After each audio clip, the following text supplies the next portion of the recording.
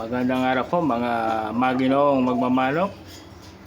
Update ko lang po kayo sa aking mga alagang sisiw na dati po 5 sila. Ngayon po ay 4 na lang sila. Ngayon po ay 2 weeks old. 2 weeks old na po sila ang aking mga sisiw. Sa edad nilang 2 weeks old o 2 linggo, mapapansin nyo na ang kanilang paglaki.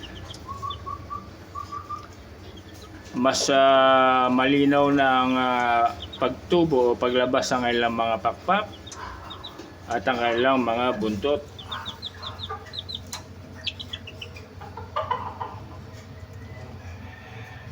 Mas aktibo na rin sila.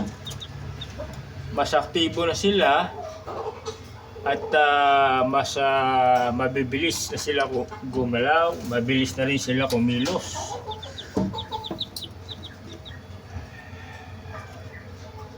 At isa pa sa napapansin ko, lumalabas na rin yung kanilang ugali at ang kanilang mga dominance. Yan. Ang 4 na natitirang sisiw ay mula sa bloodline ng asil at kiniros ko sa claret at blue velcro.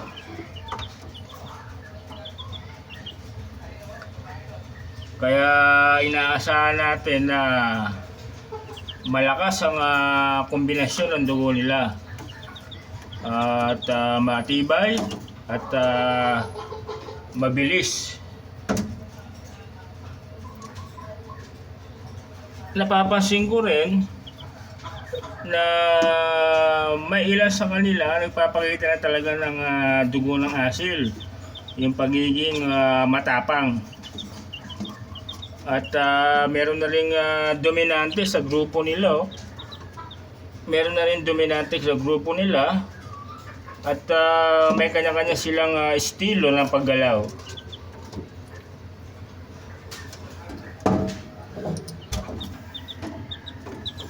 Pero tandaan nyo mga maginoong magmamanok, hindi lang sa tapang nasusukat ang magiging kalidad ng ating mga sisiw.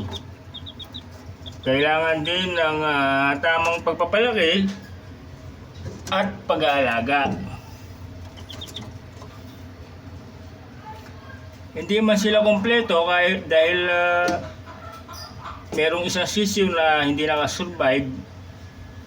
Kaya sila ngayon ay nagmula sa 5, naging 4 na lang. Isa hindi nakasurvive. Pero bahagi talaga ng papalaki ng mga sisiw ang may hindi kinakaya, hindi nakakasurvive. Bahagi talaga yan sa pagpapalaki ng sisiw. Merong nabubuhay, merong namamatay. Ang importante, ang pinakamahalaga ay malalakas sila at meron silang mga potensyal na maging isang mandirigma.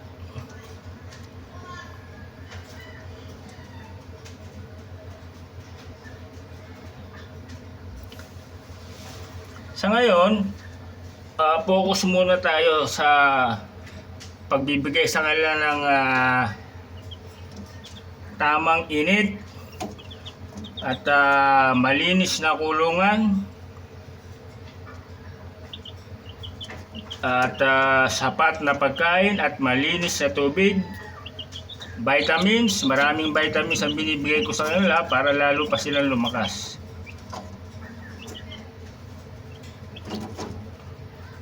Obserbahan natin silang mabuti, itututukan natin sila kung sino sa kanilang 4 ang may potensyal na maging tunay na mandirigma.